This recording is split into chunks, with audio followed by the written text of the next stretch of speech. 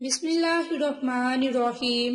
عائشہ Islamic history کی پیاری بہنوں اور بھائیوں، السلام علیکم۔ آج کی اس ویڈیو میں آپ کے ساتھ شب برات کی رات کے 5 اعمال ذکر کرنے والی ہوں، جس کی برکت سے آپ کو بہت زیادہ فائدے اور بہت ہی زیادہ برکات حاصل ہوں گی۔ تو اس سے پہلے میں آپ کے ساتھ ماہ شب برات کی مختصر سی فضیلت ذکر کرنے والی ہوں۔ تو میری اسلامی بہنوں اور بھائیوں، ہمارے پیارے نبی نور مجسم شفیع معظم کا ارشاد پاک ہے کہ رجب اللہ کا مہینہ ہے، شعبان میرا، رمضان میری امت کا مہینہ ہے۔ شعبان، جس کو حضور نبی پاک نے اپنا مہینہ قرار دیا، یہ بڑی برکتوں اور فضیلتوں کا مہینہ ہے۔ ماہ شعبان کو یہ فضیلت اس لیے بھی حاصل ہے کہ اس کی 15 تاریخ کو یعنی شب برات ہے۔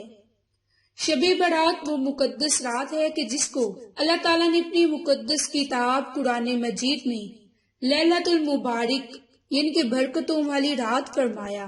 اس مبارک رات کے علاوہ اس کا نام لیلۃ البرات یعنی کہ دوزخ سے بری ہونے والی رات، لیلۃ الرحمت یعنی اللہ کی خاص رحمت کی رات، لیلۃ الصق یعنی کہ دستاویزات کی رات کہا جاتا ہے۔ میری اسلامی بہنوں اور بھائیوں، ایک مرتبہ حضرت عیسیٰ علیہ السلام کسی پہاڑ کے پاس سے گزرے۔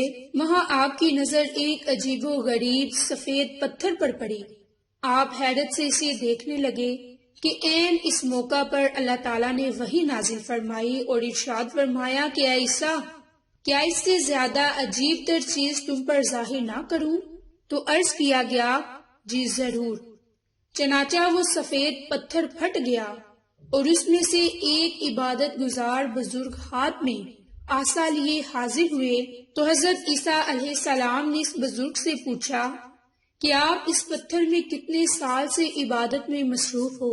تو بزرگ کہنے لگا 400 برس سے۔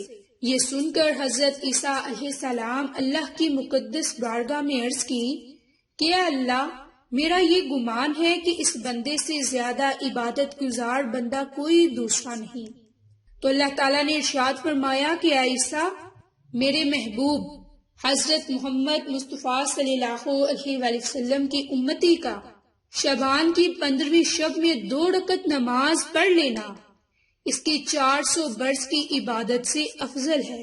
تو میری اسلامی بہنوں، اس رات کی کتنی فضیلت ہے، کتنی زیادہ برکات ہے کہ جو کوئی اس رات میں صرف 2 رکعت نماز نوافل پڑھ لے، اسے 400 برس کی نماز پڑھنے کا ثواب مل جاتا ہے۔ تو اسی بھی میں آپ کو شب برات کی رات کے 6 خاص نوافل ذکر کرنے والی ہوں، جسے آپ نے 2 کی نیت سے پڑھنا ہے۔ اب یہ 2 رکعت نوافل آپ نے کس نیت سے پڑھنے ہیں؟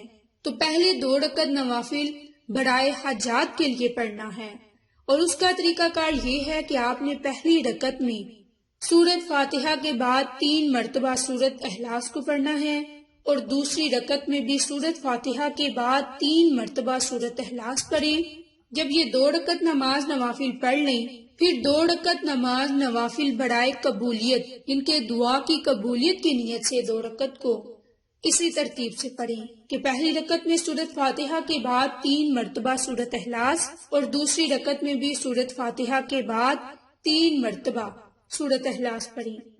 جب یہ 2 رکعت نماز نوافل بھی پڑھ لیں، پھر 2 رکعت نماز نوافل برائے توبہ یعنی کہ اپنے گناہوں پر شرمندہ ہونے کی نیت سے پڑھیں، اپنے گناہوں کی بخشش کے لیے پڑھیں۔ اور اس کا طریقہ کار بھی یہ ہے کہ آپ نے 2 رکعت نماز نوافل برائے توبہ کی نیت سے پڑھنی ہے، اور اس میں آپ نے پہلی رکعت میں سورۃ فاتحہ کے بعد 3 مرتبہ سورۃ اخلاص، اور دوسری رکعت میں بھی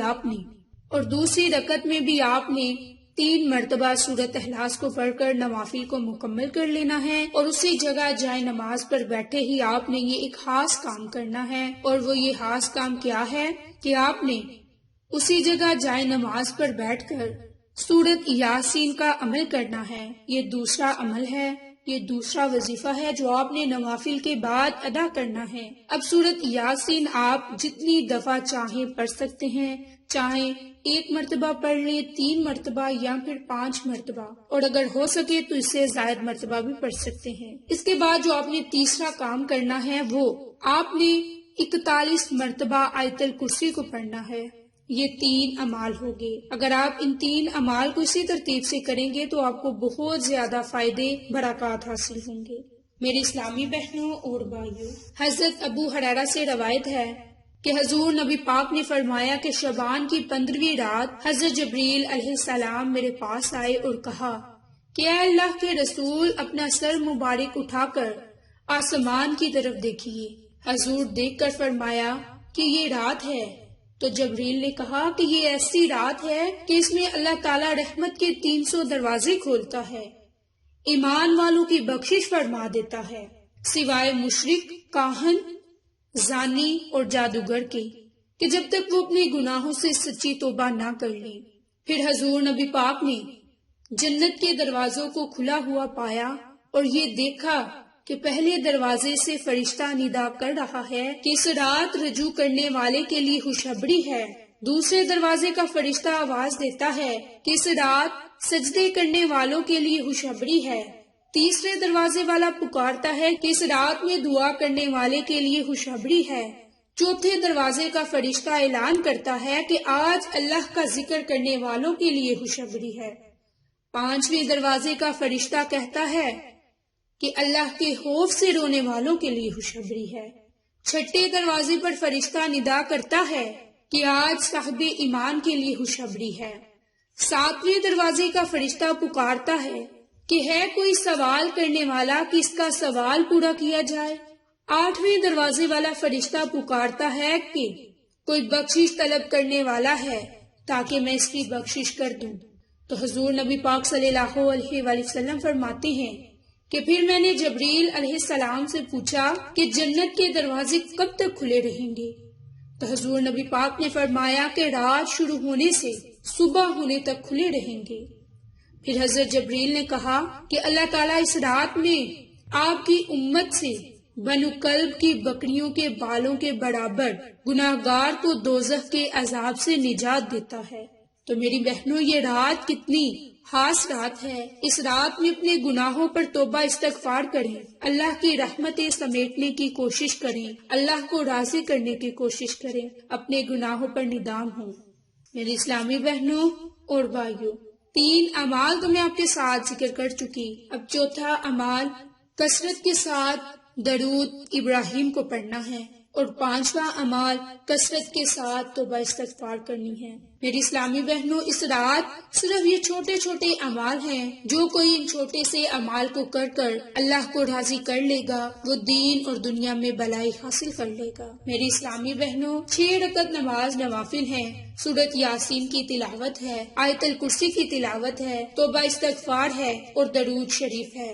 اس سے زائد تو اعمال کوئی نہیں۔ یہ ہم چلتے پھرتے اعمال بھی کر سکتے ہیں سوائے نوافل کے۔ تو رات کو کوشش کریں، شب برات کی رات کو کوشش کریں کہ یہ 6 رکعت نماز نوافل پڑھ کر اللہ تعالیٰ سے دعائیں کریں اور اپنی دنیا آخرت کو بہترین بنانے کی کوشش کریں۔